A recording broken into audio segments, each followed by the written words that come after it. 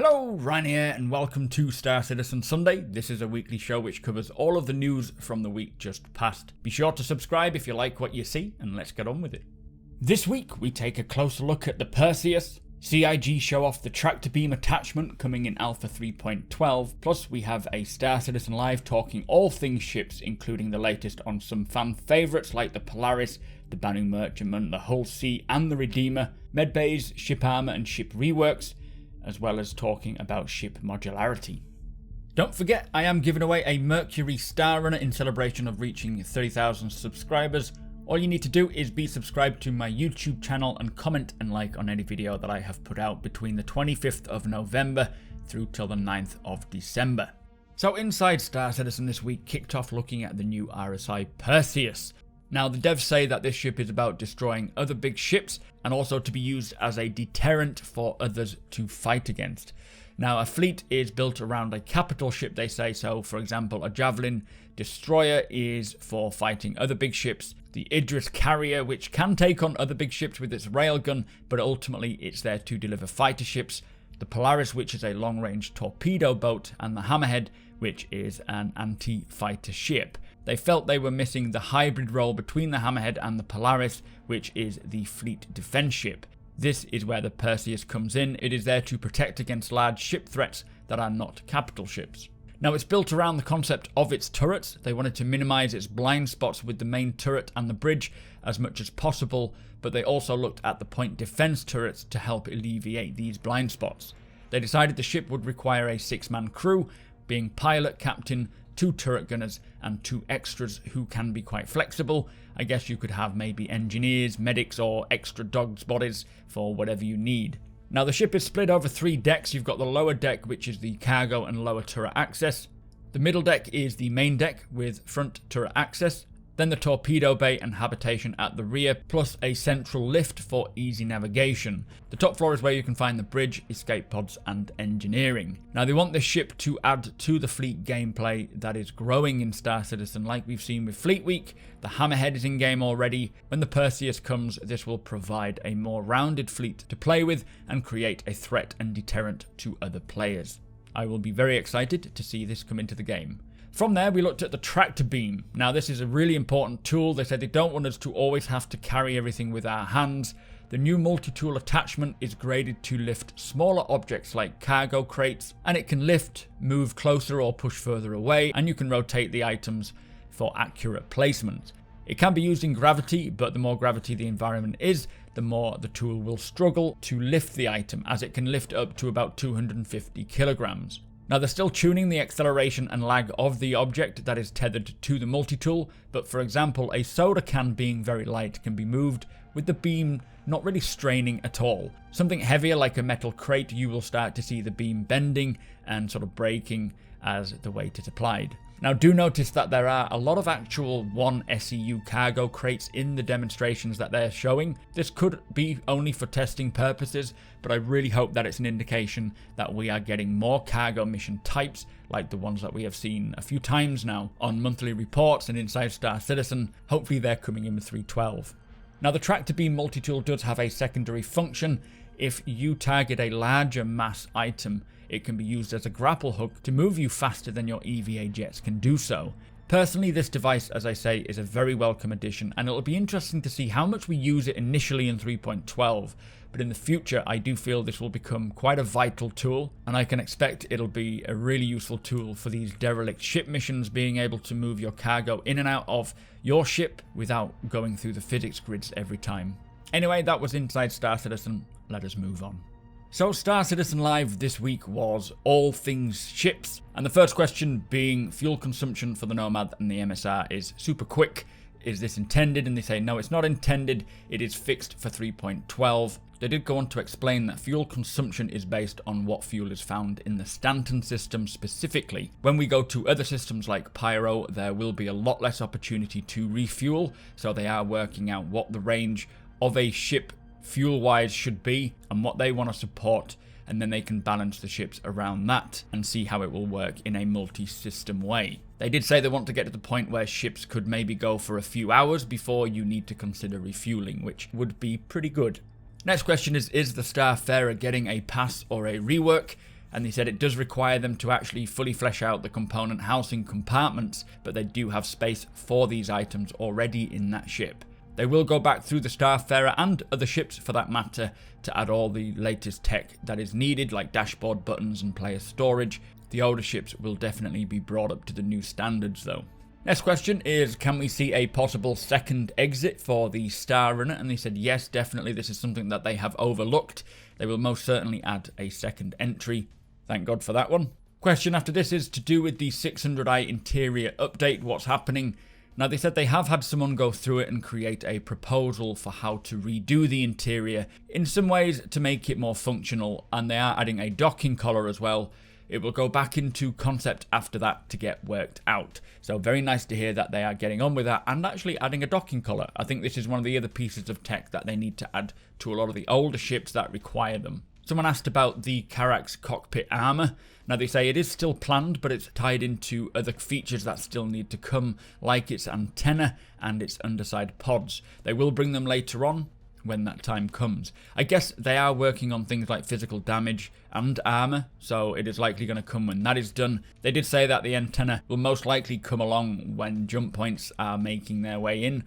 And they did actually speak further regarding the pods of the Carrack, as this will come in when they bring in swappable ship modules, which they will be starting with the Retaliator module first sometime next year. Next question. The Constellation ships are in a rough spot at the moment. Are there any plans to improve these? Now, they said for 3.12 it has had a handling rebalance. The shield holes will get fixed using the signed distance fields, and the visuals will be brought up to date. There will be some minor visual changes when the Constellation and Merlin docking comes online, as they did have to go through and work some of the rear of the Constellation ship. And they did say that the Taurus does have way too many struts, so do expect to get a bit of a better view from its cockpit when they do bring that ship. Now, all of the old ships, they said, will eventually be brought up to the new standards before release, but as and when they get to them, without having to redo them over and over again. As they develop new ships, they will obviously learn so much more, and will continue to do so as they continue to develop new ships, but they will not forget about the old ones, and they will improve them when the time is right. I guess it is kind of that balance of, do they keep going over the old ships with the new tech, or do they wait until they have a final version of how a ship should be with all of the tech and then apply that to every other ship? And personally, I would rather they do that than keep going over the old stuff. Next question, the Sabre Raven needs some love. Are there any plans for this? And they said the base Sabre did have some fixes around, I think it was 3.11, maybe 3.10. And for 3.12, the Sabre Raven will get these fixes, but I'm not sure what they were because they never mentioned it. So we'll have to wait and see. The Misk Razor has more shielding than a Super Hornet. Is this supposed to be the case? And they said the Super Hornet is not where it should be right now. Certain ships have been left a little bit behind, and the Super Hornet is one of them. Again, it'll get updated. Someone actually asked what is going on with ship armor, what's the latest information on this? And they said the physically based damage is still being worked on now, and this will be truly physically accurate and take into account the thickness, the slope, the velocity, and the weight of the projectile. They said it will be extraordinarily different and change the way weapons work. This is one of the features I'm really looking forward to.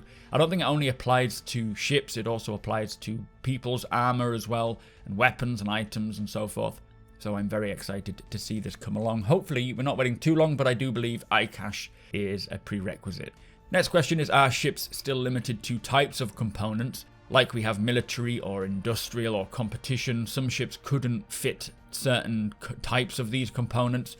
And they said that they have been discussing this. They said they may not restrict it anymore, as it doesn't really make sense, so we will most likely be able to use all component types for all ships. Categories are still going to be staying the same with their trade-offs, but they have made loads of components and sub-items, and they are starting to get them in-game now, so these restrictions will be lifted. Next question, why don't more ships have med bays, like the Kraken, for example? Now, they said that the Kraken is going to get a med bay, as this was an oversight, which I'm very excited to hear, but they don't want every ship to have a mobile respawn point, so not every ship will have a med bay. They want it to make sense to the ship and its role, like for example, the Carrack is a long duration exploration ship, so that does need one, but there will be other ways to heal yourself without the use of a med bay or a med bed. And there are a lot of different tiers of med beds, ranging from treating non-serious wounds to active respawn points, not to mention medical gameplay without the use of a bed. We will probably get some more insight into the medical mechanic as that gets developed. But yeah, I do kind of agree that not every ship should have a med bay. So next question is to do with ship modularity, ? They say the tech for swappable rooms is on the schedule for early next year to tie in with other systems like physical components, as they will need that first so that the components can dynamically connect as modules are swapped in and out. The Retaliator is going to be the first ship that gets this update, and then they will go from there. Obviously this is subject to change, but I'm quite excited to see this come along. There are a lot of ships that require this modularity, like the Caterpillar, even the Carrack, so I'm very excited for this.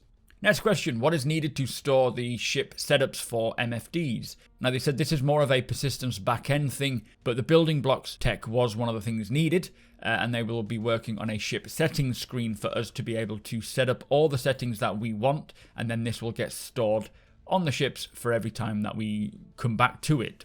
Next question is to do with ground vehicles and how when you load them into moving bays, so ones that raise up and down, they tend to fall out and go all over the place. What's going on? Now they said the physics guys are looking into this. It is to do with the game becoming out of sync and then the vehicle glitches around. They have put a lot of fixes in each patch for improving this, and they will continue to do so. I think in 3.12 the Nomads lift is getting a fix for this, where if you put an ROC in the back and it starts to glitch out or fall underneath, it should no longer do this. Fingers crossed it actually works as intended now. Next question is to do with the update with the 300 series customization options. Are we going to see this again? And they said it was quite a lot of work, but they did learn a lot, but it's more to do with a time versus reward. It adds a lot more time onto the schedule and onto the ship schedule, and it's kind of, do we want to get the ship in sooner, or do we want to wait for this type of customization to be done? And I would prefer to get the ships and then they tackle this whole customization stuff later on. I'm okay with this, but they did say they will have this level of customization for inside ships, especially things like cockpit decorations and so on. Next question is to do with spawning ships in ships and, what's the progress? When are we going to see this? Now they say they are solving lots of these issues with the Merlin and Constellation work. They need to work out how the ASOP terminal shows what you have to choose from depending on where your ships are located. So there are a few edge cases needed to resolve, but they are getting through them. Tech side of this is pretty much done though. Next question, how do you prioritize what ship comes next? And they say that at Q3 of every year, the executives get together and they look at the backlog of ships and think, what ships do we want and what do we need, what will add to the game, and whether it will be worth trying to bring them in or not. Now, big ships, for example, take a lot longer. So do they want to have people working on one ship to bring in over multiple ships? And of course, things like events and gameplay, etc., will determine what ships come first. This also includes reworks. So the final part of Star Citizen Live was a bit of a quick-fire Q&A. First one being to do with the Redeemer. They said it's in the white box phase right now, and they said it'll require less than a 5-man crew. The Constellation Taurus is not coming yet due to priorities. They needed the vehicle team to fix other ship bugs first. Any updates on the Polaris? They said they've had a reconcept pass and it's gotten fractionally larger. The interior has had a full pass. It has a docking collar and the hangar is now accurate to the metrics. Next one was about the Hull C. It's not in active production. They have done a little work on the Hull A concept for the holo viewer that we saw at the Intergalactic Aerospace Expo, but tech-wise the blockers are getting done. Like docking is well underway. Animating the viz areas and the physics grids is now working. And it's just things like cargo left still to do. But I think the ship as a whole is pretty much done. It's just these little tech bits that need to be resolved, but it's not too far off. Next one was the Banu Merchantman, and they said it's gone into concept again, as we know. All of the concepts before were far different from each other, so they want to make everything fit and be a bit more uniform. It has gotten a little bigger, but it still uses the same size pads, and the cargo hold is still the same size. But they are working on interior concepts based on what they've learnt from the Defender. And then finally, Starliner, anything? They said it needs a new concept pass, with it being super old, with no modern metrics applied to it. So there you go. That is all of the information we got from this latest Star Citizen Live. Quite a good one, just getting a bit more insight into what their plans and schedules are. But that is Star Citizen Live. Let's move on. So also this week, the latest portfolio post highlights Hedeby Gunworks, who are the manufacturer of the Salvo frag pistol. So that brings us to the end of the show. If you do enjoy my content, please consider subscribing and hitting that like button. Also, I am able to do this thanks to my very generous patrons and channel members. If you appreciate what I do and would like to help make it even better from as little as $1 a month, all of the links are provided below.